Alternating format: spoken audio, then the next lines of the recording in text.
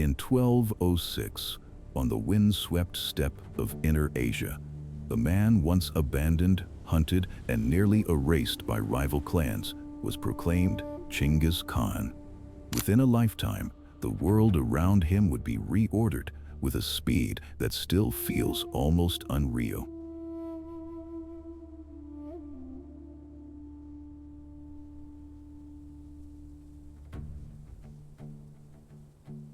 Cities that had stood for centuries fell in months.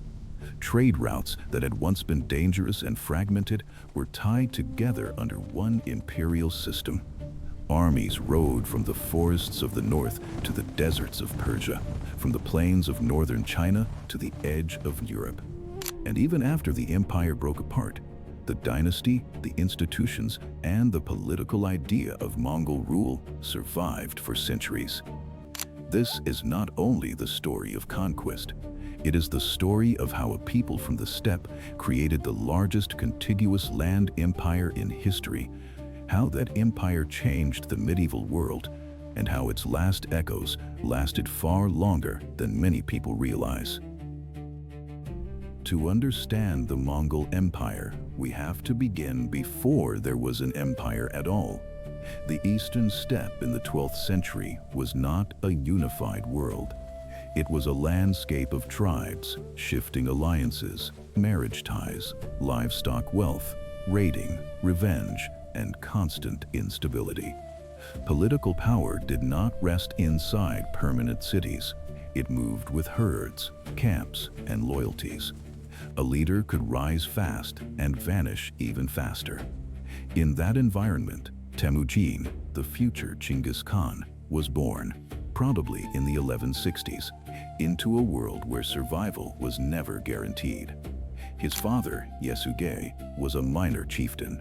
His mother, Hoelun, was a formidable figure whose endurance helped keep the family alive after Ögödei was poisoned by rivals.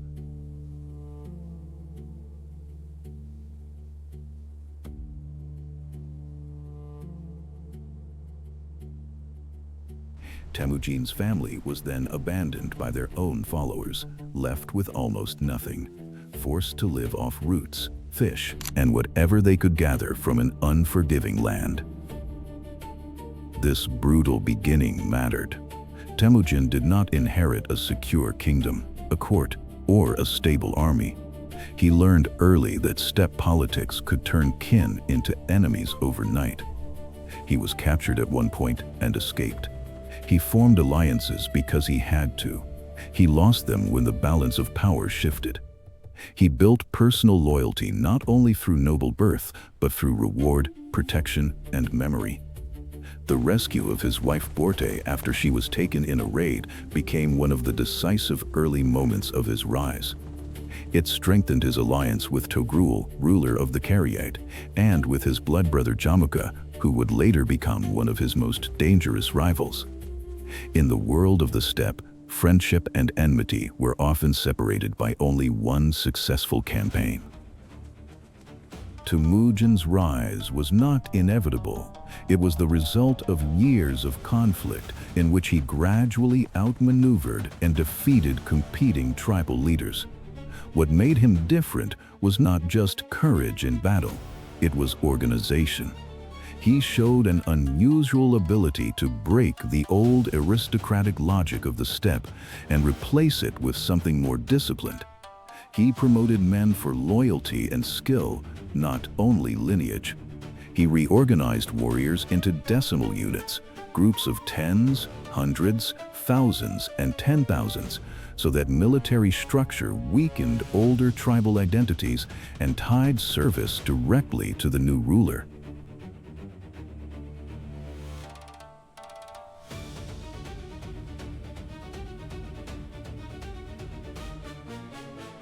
He absorbed defeated groups rather than simply destroying them, distributing people across units in ways that made rebellion harder. By the time a great assembly, or Kublai, proclaimed him Genghis Khan in 1206, he had already transformed a divided tribal world into the core of a new political order. That moment in 1206 is the true beginning of the Mongol Empire, but even then, no one could have fully predicted what would follow. Genghis Khan did not create a loose raiding confederation. He built a war state. Discipline was harsh, loyalty was enforced, intelligence gathering became systematic, messengers moved rapidly across the steppe, commanders were expected to think independently while obeying strategic objectives. The Mongol army was centered on highly mobile cavalry, with warriors often riding multiple horses on campaign so they could maintain speed over astonishing distances. Their composite bows were deadly from horseback. Their tactics included encirclement, feigned retreat, terror as psychological warfare, and a willingness to adapt foreign technologies when needed. This last point is crucial. The Mongols were not trapped inside one style of war. They learned constantly, especially in siege warfare, where they recruited engineers from conquered peoples and turned mobility into empire building.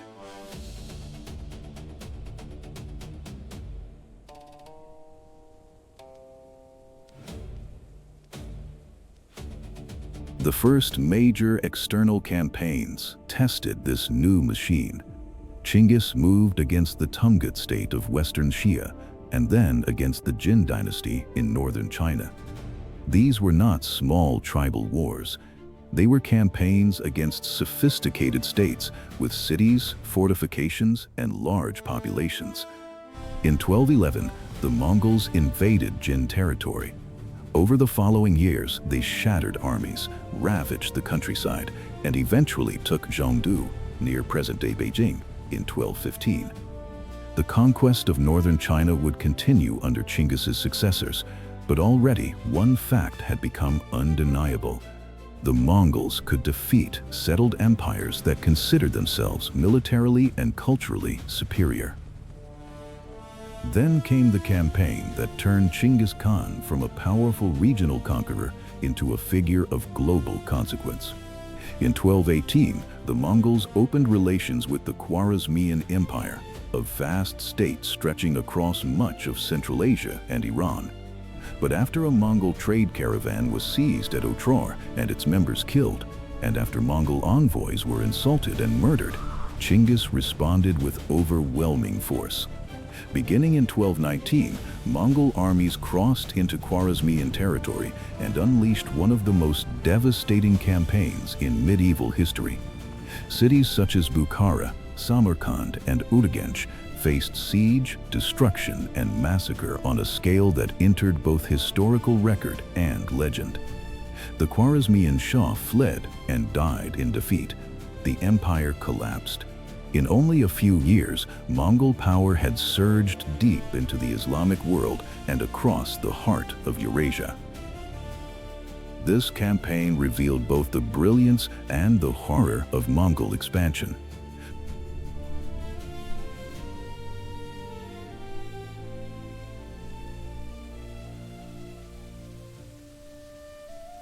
The horror of Mongol expansion. The brilliance lay in coordination across huge distances, in intelligence, in logistics, and in the ability to exploit enemy divisions. The horror lay in the deliberate use of mass violence. Not every city was treated identically, and surrender could, in some cases, spare populations from the worst, but resistance often brought annihilation. Genghis Khan's empire was built not only on tactical genius, but also on a reputation so terrifying that some enemies broke before the main battle had even begun. That reputation became one of the Mongols' greatest weapons. When Genghis Khan died in 1227 during a final campaign against Western Xia, the empire he left behind was already immense. But the story did not end with his death. In some ways, the most important proof of Mongol power came afterward. The empire did not immediately collapse into chaos. Chinggis had already divided responsibility among his sons and prepared a succession system centered on the wider ruling family.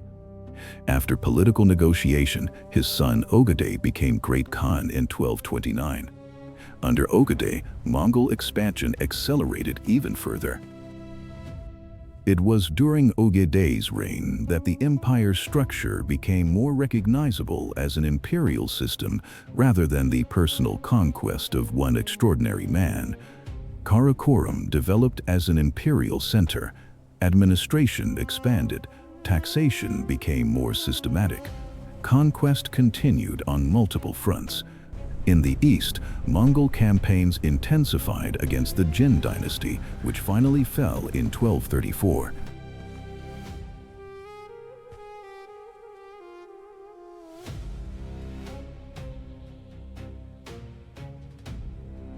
In Korea, the Mongols launched repeated invasions that forced submission, though resistance remained stubborn. In the west, Batu, a grandson of Chinggis, and the brilliant general Subutai drove Mongol armies across the steppe and into Eastern and Central Europe. Major forces were defeated in Poland and Hungary in 1241. The speed of these campaigns stunned contemporaries. Then, just as suddenly, the main offensive turned back. The reason was not simply battlefield resistance. Ögödei had died in December 1241, and princes of the royal family were expected to return for succession politics. Europe was spared, not because the Mongols could not continue, but because the empire's center of decision remained dynastic. By now, the military system that made all this possible deserves a closer look. Mongol success was never just about ferocity. It was about structure. Their cavalry could cover enormous distances because each warrior managed remounts. Their commanders used scouts and spies ahead of campaigns. They mapped routes, identified political fractures, and often sent ultimatums before attacking. They combined units from different peoples into one war machine. They made use of Chinese and Muslim engineers for siege engines, mining operations, and artillery technologies of the period.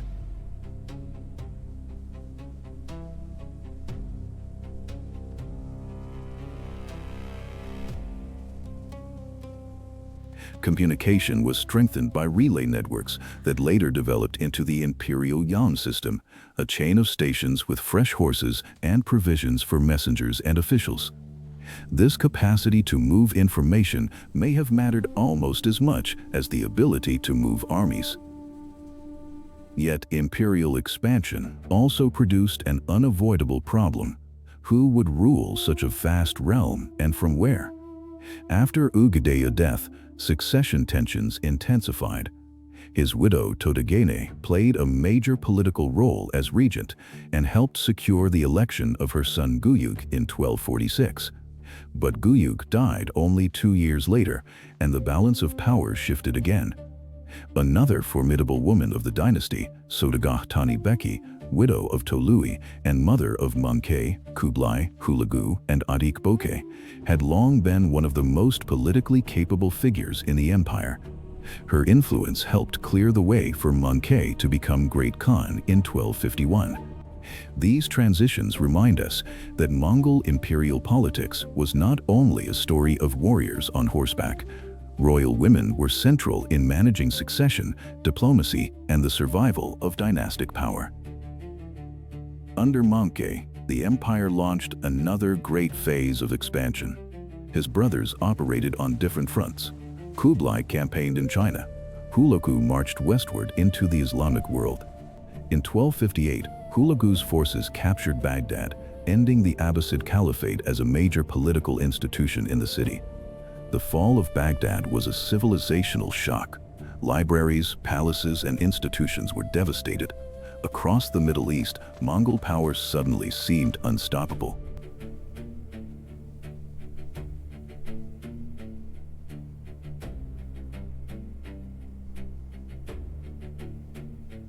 But then, in 1260, a Mongol force was defeated by the Mamluks at the Battle of Ain Jalut.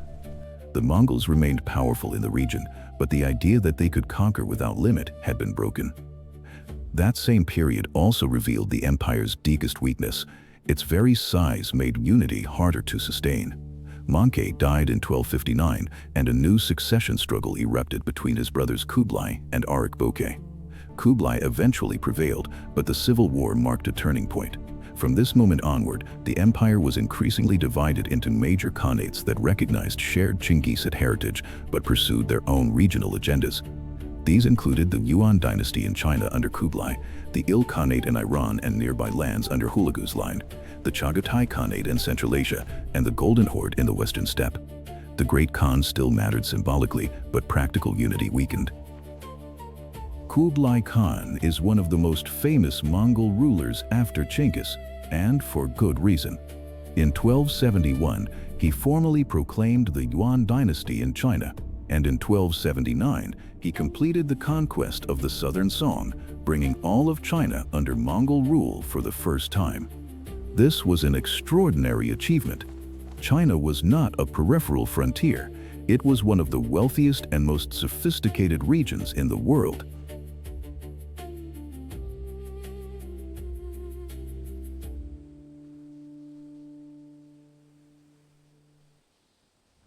Governing it forced the Mongols to adapt profoundly. Kublai ruled not as a steppe warlord alone, but as an emperor within Chinese political traditions, even while preserving Mongol privilege and identity. His court patronized trade, astronomy, cartography, and cross-cultural exchange. Foreign merchants, clerics, and travelers found new opportunities under this vast Eurasian order. Yet Yuan rule also carried tensions. Ethnic hierarchies favored Mongols and certain foreign groups over many Chinese subjects. The court spent heavily. Rebellions grew over time. The conquest of China displayed Mongol greatness, but governing China placed immense strain on Mongol rule. While the Yuan took shape in the east, the other Khanates developed their own identities. The Il Khanate ruled much of Iran and neighboring regions. At first, its rulers were outsiders, imposing power by conquest, but over time, they adapted to local administrative traditions, patronized art and architecture, and eventually converted to Islam. The Golden Horde dominated a huge zone of the western steppe and influenced the politics of neighboring forest and agricultural states through tribute, warfare, and trade. The Chagatai Khanate held territories across Central Asia, where older urban and nomadic traditions met and often clashed. What had once been one empire was now a family of connected but increasingly separate Mongol worlds. This phase of fragmentation should not be mistaken for simple decline. In the 13th and early 14th centuries, Mongol rule still transformed Eurasia. Historians often use the phrase Pax Mongolica to describe the relative security and integration that parts of the Silk Roads experienced under Mongol dominance.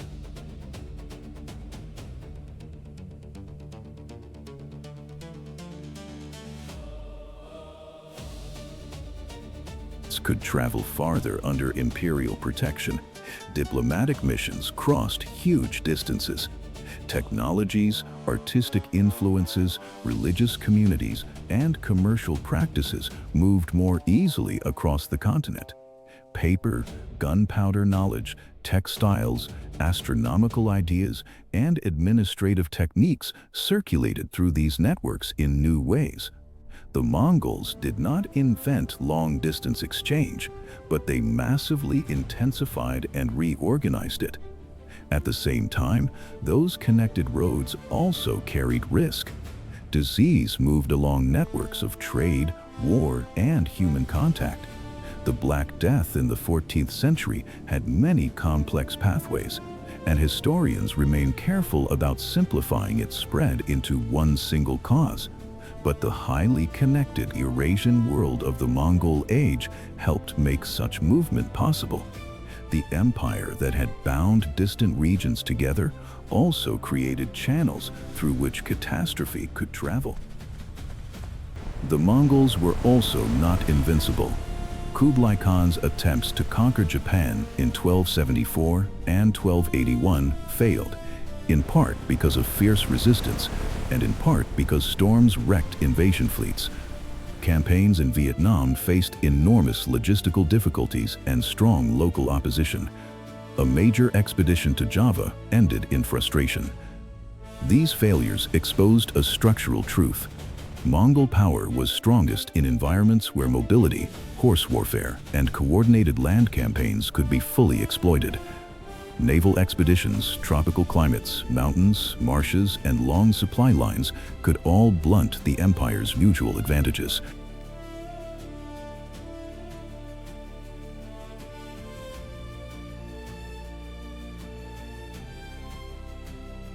The Mongols were terrifyingly adaptable, but not universally unstoppable. By the 14th century, the separate Khanates were increasingly shaped by their regional environments. In the Khanate, rulers who had once conquered Muslim lands as outsiders became participants in Islamic political culture. In Central Asia, Sorghaghtani domains fractured and recombined. In the Western Steppe, the Golden Horde remained powerful but saw internal struggles and eventual fragmentation. In China, the Yuan dynasty faced fiscal problems, social unrest, natural disasters, and political weakness.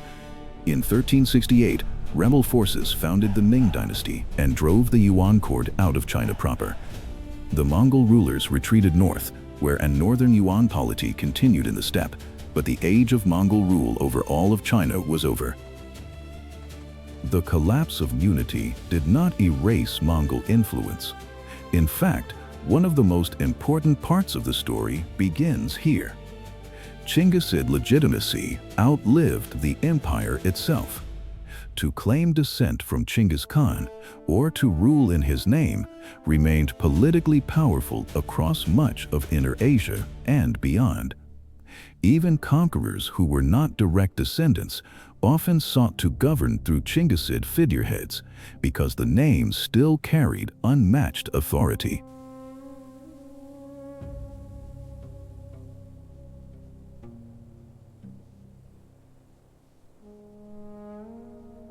Timur, for example, built a vast empire in Central Asia and Iran in the late 14th century. But because he was not a Chinggisid, he ruled through the fiction of dynastic legitimacy rather than claiming the supreme title in the old Mongol sense for himself. That alone shows how durable the political prestige of the Mongol imperial house remained. The so-called last Khans, therefore, did not belong to one neat final chapter. They appeared in different successor states in different regions, across centuries. Some Khanates of Chinggisid origin or identity survived on the western steppe and around the Black Sea deep into the early modern era. In Central Asia, Khans and dynasties claiming steppe and Chinggisid traditions continued to shape politics long after the empire's original unity was gone. In Mongolia itself, the memory of Genghis Khan remained foundational, and later Mongol polities preserved the symbolic core of an imperial heritage, even when the old world empire was no longer recoverable. If we look only for the date when the empire ended, we miss the more interesting truth. Mongol imperial power died in stages, but Mongol political legitimacy endured for centuries. This long afterlife is one reason the Mongols changed history so deeply. Their conquests redrew frontiers and destroyed states, but they also created new ones. They accelerated the circulation of goods, people, and ideas across Eurasia. They reshaped warfare through mobility, intelligence, and integrated logistics. They altered the balance between nomadic and sedentary worlds, proving that steppe empires could do far more than raid the edges of civilization. Under Genghis Khan and his heirs, the steppe did not remain peripheral. It became the center from which much of Eurasia was violently reorganized.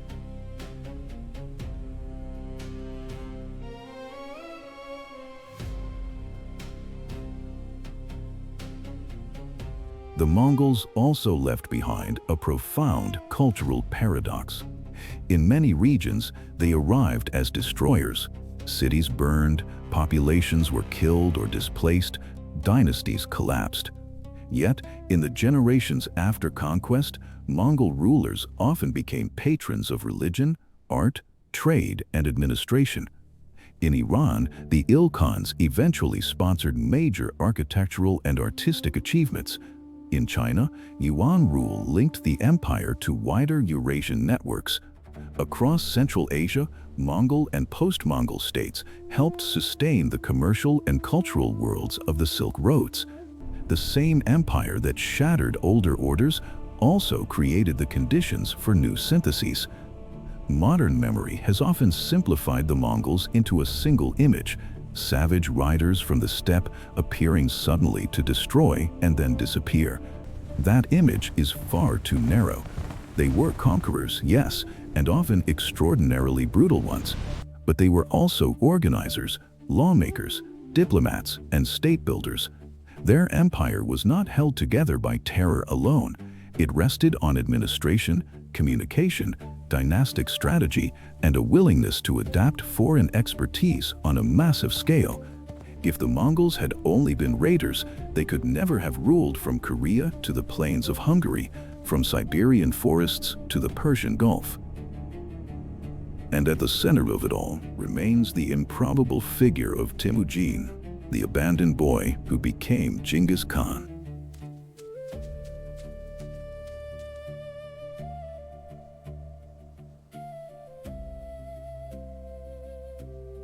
His rise was one of the most dramatic transformations in world history. Yet the empire he created became larger than one man almost immediately. His sons, grandsons, daughters-in-law, generals, and administrators all helped shape its expansion and survival. The Mongol Empire was a family enterprise, a military machine, a political revolution of the steppe, and an engine of continental transformation all at once.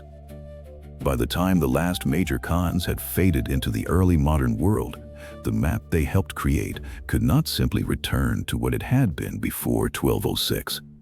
Too many trade routes had shifted. Too many dynasties had risen or fallen in the Mongol shadow. Too many peoples had been moved, conquered, taxed, recruited, or connected. The empire itself fractured, but the world it made did not vanish with it. That is why the Mongol story still feels larger than life. In just a few generations, a coalition born on the steppe conquered more continuous land than any empire before or since. It terrified contemporaries, fascinated travelers, enriched merchants, ruined kingdoms, and linked continents. It also refused to end cleanly. Long after the empire's unity was gone, Khans still ruled, Chinggisid names still mattered, and entire regions still lived inside political systems shaped by Mongol precedent. The Mongols did not simply conquer the medieval world. For centuries, they helped define what that world would become.